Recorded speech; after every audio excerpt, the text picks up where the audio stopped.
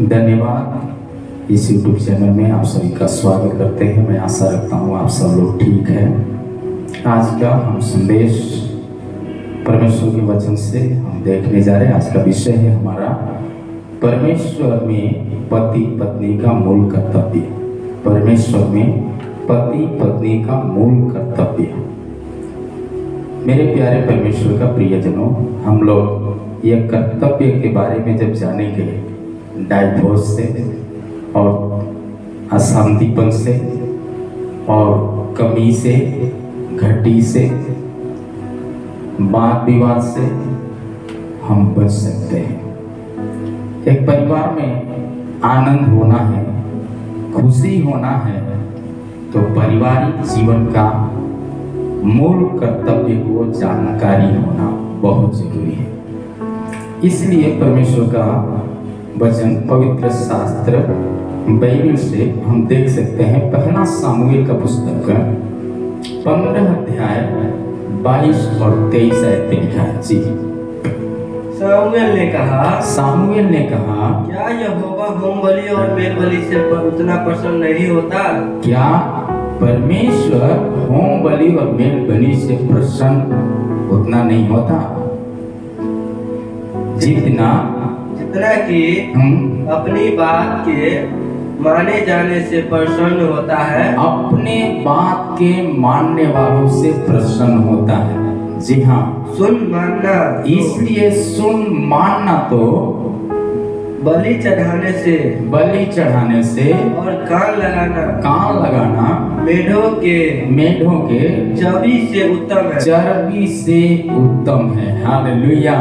तो हम इस बात को जानना चाहिए। हमारा परमेश्वर के वचन साफ शब्दों में कहता है कि परमेश्वर बलि चढ़ाने से भी उत्तम क्या है? परमेश्वर का आज्ञा को मानना। परमेश्वर का आज्ञा में साफ शब्दों में पारिवारिक जीवन का बारे में पवित्र शास्त्र से ही हम प्रेरित पौलुस पहला कुरिन्थियों का पुस्तक में 7 अध्याय 3 और 4 आयत में लिखा है, वो बात हम देख सकते हैं। जी। पति अपनी पत्नी का हक के पूरा करे। हक को पूरा करने वाला होना चाहिए। हक को पूरा करने वाला होना चाहिए। जी। और वैसे ही पत्नी भी अपने पत्नी को अपने देह पर अधिकार नहीं, पर उनके पति का अधिकार है। हालेलुया। तो हम ये बात जानना चाहिए।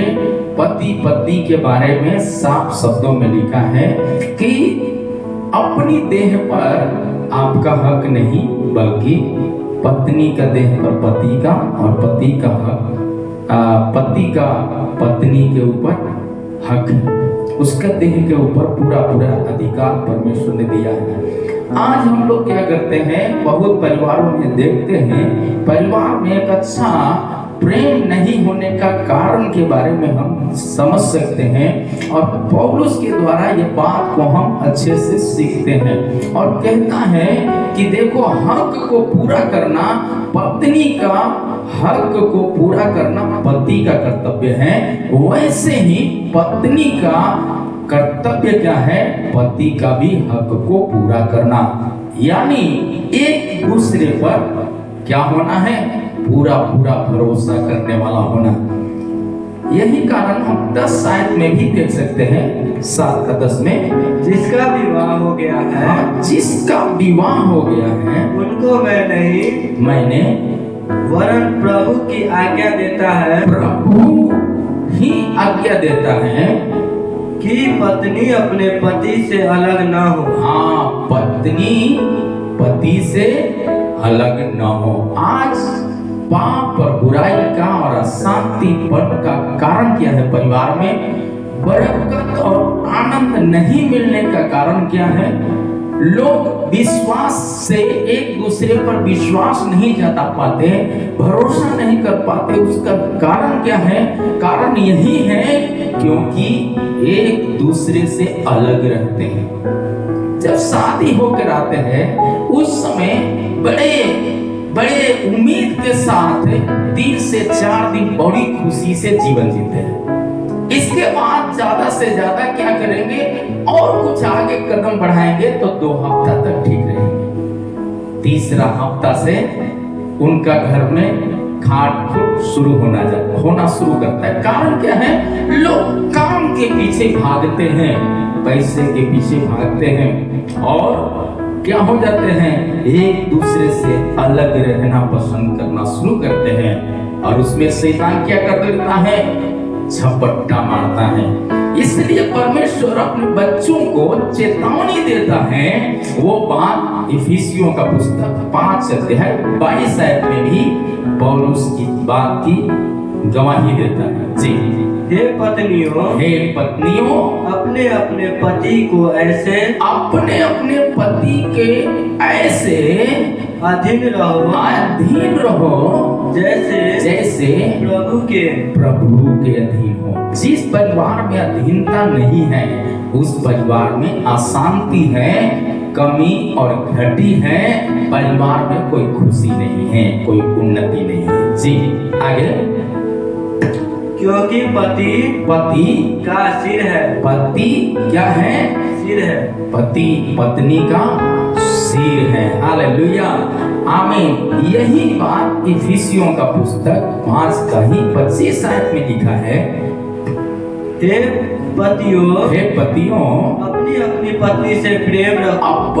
अपने पत्नी से प्रेम रखो। पैसा से, काम से और दुनियादारी की बातों से, केवल कपड़ा से, खैनी बीड़ी सिगरेट दारू से प्रेम मत करो, बल्कि उससे बढ़कर अपने परिवार से प्रेम पूरे समय देकर हमको करना चाहिए। पूरे समय पूरा प्रेम से हम उसको ग्रहण करना चाहिए।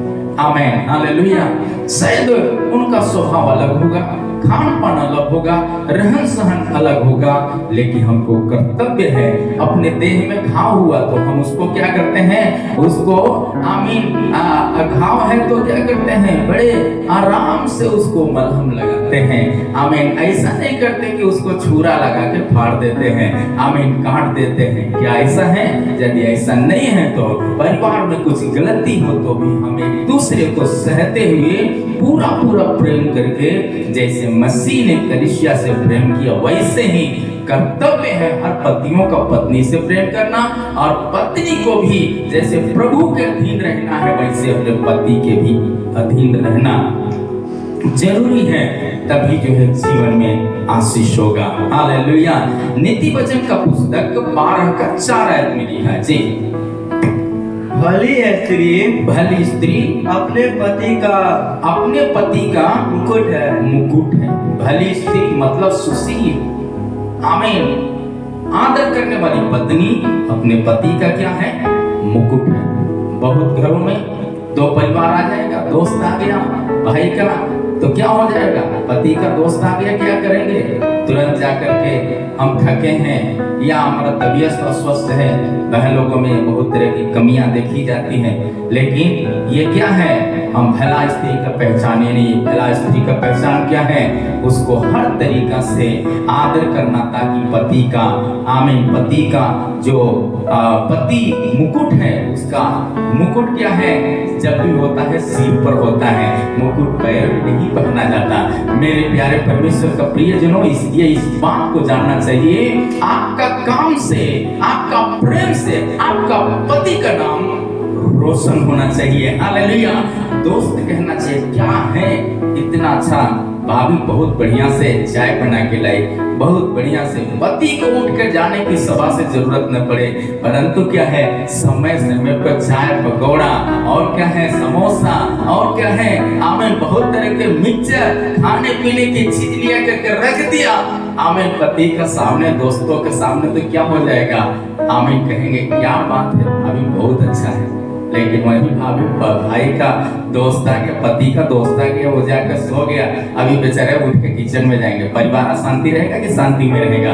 हम सोच सकते हैं। आज यही कारण है बहुत घरों में क्या है? विवाद है, लोग शांति से रह नहीं पाते हैं, चैन नहीं है, और बहुत परिवार परिवार में अच्छा संबंध नहीं होने के कारण एक दूसरे से विमुख हो जाते हैं और शादियां टूटने की कगार पर आ जाता है, डाइवोर्स की कगार पर आ जाता है। परमेश्वर ये नहीं चाहता, परमेश्वर ये चाहता है कि सब एक दूसरे को आदर करने वाले हो जाएं। हालेलुया। पहला तिमुथी का पुस्तक 3:11। इसी प्रकार से स्त्रियों को भी गंभीर होना चाहिए जी, गंभीर होना चाहिए। दोष लगाने वाली न हो। दोष लगाने वाली नहीं, कोई आए बस 10 को बात बोलने लगी पति के बारे में, ऐसा नहीं होना है, या पति पत्नी के बारे में। आमीन। कुछ भी हो, आप अपना बात को अपने में ही रखना जरूरी है।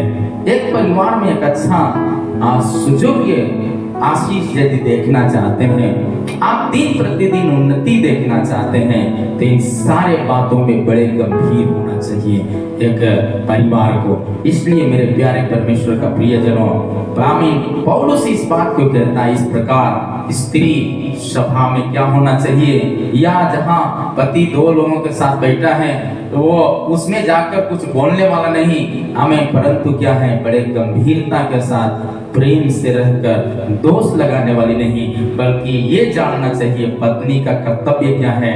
पति जो है, पति का मुकुट हो करके, आमीन, पति का नाम रोशन होना चाहिए। भली स्त्री अपने पति का मुकुट का काम करती है, आमीन। इसलिए गवाही होना चाहिए कि परिवार इनका बहुत ही अच्छा है। प्रभु भी यही चाहते हैं। पहला पत्रस 3:7 में लिखा है, वैसे ही जी, हे पतियों तुम भी बुद्धिमानी से पत्नियों के साथ जीवन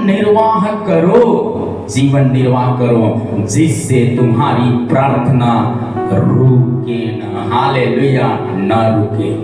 यदि हम ये बात को नहीं जानेंगे, मान लीजिए शीशा का गिलास में, कांच का गिलास में, आमीन, कांच का गिलास है, उसको क्या करते हैं, हम पटक नहीं देते हैं स्टील के गिलास के समान। मेरे प्यारे परमेश्वर का प्रियजनों, यदि आप ये जान लेंगे कि पत्नी का देह के ऊपर मेरा अधिकार है, तो अपनी देह को कोई हंसुआ से काटता नहीं है, बल्कि क्या करता है, उसको बड़े प्यार से उसको संभालते हैं। आमीन। उसी प्रकार मेरे प्यारे परमेश्वर का प्रियजनों, शायद पत्नी का उतना स्वभाव अच्छा नहीं होगा, आमीन, लेकिन हमको चिल्लाने वाला पुरुष नहीं होना चाहिए। कहीं ऐसा ना हो कि अशांतिपन के कारण आप प्रार्थना से दूर चले जाएं, आमीन, शांति से दूर चले जाएं, और क्या हो जाए, इतना ही नहीं, आपके जीवन में बहुत तरह का कमी हो जाए, आप सुसाइड करें या परिवार सुसाइड करे, बहुत तरह की बातें बढ़ सकता है, और आप क्या हो जाएंगे, जब निराशा में रहेंगे, शायद रास्ते में जाएंगे, ठोकर खाएंगे, गिर जाएंगे। मेरे प्यारे परमेश्वर का प्रियजनों, इसलिए प्रभु कहता है, हे पतियों को संदेश देता है, वैसे ही केवल पत्नी गंभीर नहीं होना है, बल्कि पति भी गंभीरता से बुद्धिमानी के साथ पत्नी के साथ बर्ताव करने वाला होना चाहिए, ये जान करके कि परिवार का जो शांति है शैतान चुराने न पाए। हालेलुया। आमीन। आपकी बढ़ोतरी को कोई रोकने न पाए।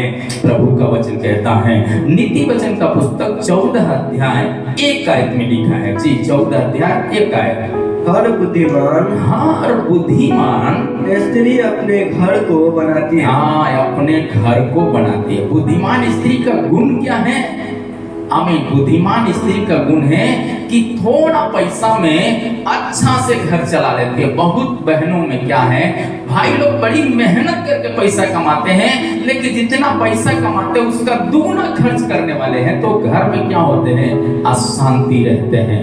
मेरे प्यारे परमेश्वर का प्रियजनों, 5,000 का कपड़ा पहनेंगे तो जमीन पर ही चलेंगे, और 500 का भी कपड़ा पहनेंगे तो जमीन पर ही चलेंगे।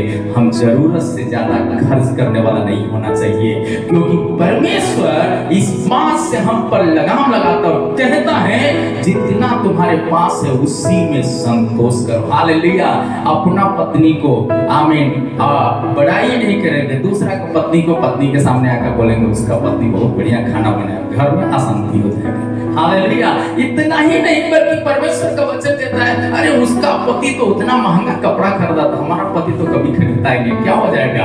अशांति रहेगा, लड़ाई हो जाएगा। तो इसलिए प्रभु का वचन साफ शब्दों में कहता है, ये बहुत बारीकी से समझना चाहिए। आपकी जरूरत को प्रभु पूरा कर रहा है अपने पति के द्वारा, आप उस पर प्रसन्न होना।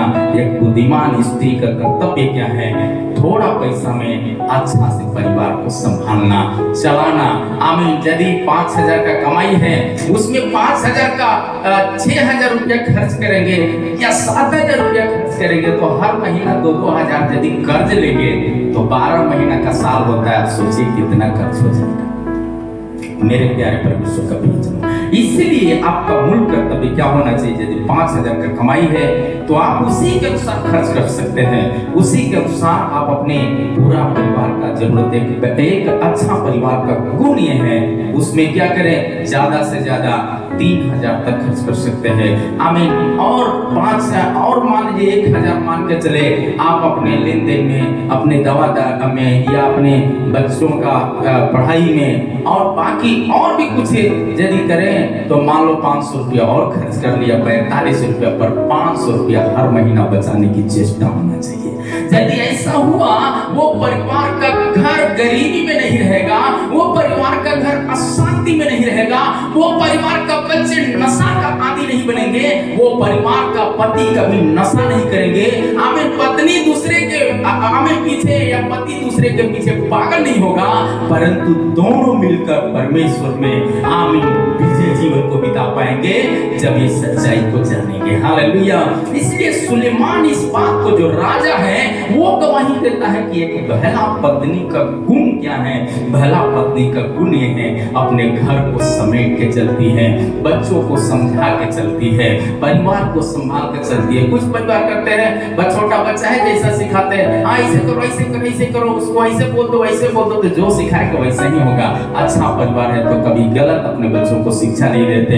वैसे ही ये बात हम हर बातों में समझना चाहिए। आमीन। इतना ही नहीं, परंतु परमेश्वर का वचन साफ शब्दों में और आगे क्या कहता है? इफिसियों का पुस्तक में जब हम पढ़ते हैं तो ये बात हमको जानकारी होना चाहिए। प्रभु हमें स्पष्ट तरीका से कहता है। क्या कहता है? जब आप 5 अध्याय इफिसियों 5 का 33 आयत में पढ़ेंगे आपको मिलेगा जी।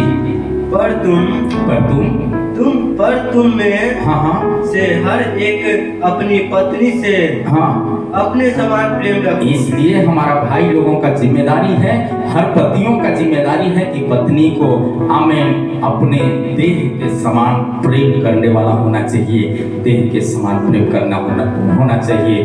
तब एक अच्छा परिवार हम बनते हुए देख सकते हैं। और सबोपदेशक का पुस्तक 4 का 12 में लिखा है एक अच्छा परिवार कैसे बन सकते हैं। सबोपदेशक का पुस्तक 4 का 12 में लिखा है एक अच्छा परिवार कैसे बन सकते हैं। बनने का आमीन। एक मजबूत परिवार कैसे रह सकता है? मजबूत परिवार नहीं, मजबूत परिवार। आमीन। सामर्थी परिवार। आमीन। विश्वास में आमीन दृढ़ गढ़ वाला परिवार कैसे हो सकते हैं? आमीन। इसलिए प्रभु का वचन 4 का 12 में लिखा है। सबोपदेशक 4 का 12 में जी। यदि कोई अकेले पर प्रबल होता तो परंतु दो उसका समान कर सके, दो सामना कर सके। जो डोरी 3 तागे से बंधी हो वह जल्दी से नहीं टूटती। हाँ, वो जल्दी नहीं टूटती। एक पारिवारिक जीवन अच्छा होना है तो क्या होना चाहिए? घर में पारिवारिक प्रार्थना होना चाहिए। हालेलुया। पति पत्नी के बीच आमीन प्रार्थना बहुत जरूरी है। उसमें परमेश्वर आमीन पति पत्नी और परमेश्वर की उपस्थिति होना चाहिए। वो जिस परिवार में है वो परिवार कभी बिखरता नहीं, शांति में नहीं जाता, अशांति में नहीं जाता, बल्कि शांति में रहता है, आनंद में रहता है, बरकत में रहता है। वो कभी परिवार बिखरता नहीं, उसका परिवार का हर जरूरत समय समय पर पूरा होता है। आमीन। पहला तीमुथी का पुस्तक 2 का 8 आयत में लिखा है। 2 का 8 है। इसलिए मैं चाहता हूँ कि हर जगह पुरुष बिना क्रोध के और विवाह के पवित्र हाथों हाँ, को उठाकर प्रार्थना पवित्र हाथों को उठा के क्या करना चाहिए? प्रार्थना करना चाहिए, एक दूसरे के लिए प्रार्थना करना चाहिए। जब ऐसा होगा तब क्या होगा? आपका बच्चा भी आशीषित होगा, आपका पारिवारिक जीवन आशीषित होगा, आपका बिजनेस आशीषित होगा, नौकरी आशीषित होगा, आपका स्वास्थ्य आशीषित रहेगा, घर आशीषित रहेगा, आपका बिछौना आशीषित रहेगा, हर बातों में आशीष ही आशीष होगा। जैसे यीशु मसीह ने कलीसिया के लिए अपने आप को दे दिया, हम भी एक दूसरे का खुशी के लिए पूरा पूरा हम देने वाला परिवार बने। जैसे यीशु मसीह कलवरी क्रूस पर अपने आप को हमारे लिए दे दिया, हम पापियों के लिए बचाने में, हमें खुशी में निराशा से हटाकर आशा में, आमीन, दुख से हटाकर आनंद में बदलने के लिए अपने आप को क्रूस पर दे दिया। हम भी जान देने तक एक दूसरे पर पूरा पूरा भरोसा करके परमेश्वर का साथी मानकर जिए तो वचन कहता है यहाँ भी खुशी और स्वर्ग में भी खुशी रहेगा, यानी जीवन का मुकुट बना रहेगा। इन वचनों से प्रभु आप सबको बहुत बहुत आशीष करें। धन्यवाद। आइए हमारे साथ प्रार्थना करें। प्रेमी पिता, हम आपको धन्यवाद देते हैं ये सुना हुआ वचन के लिए प्रभु।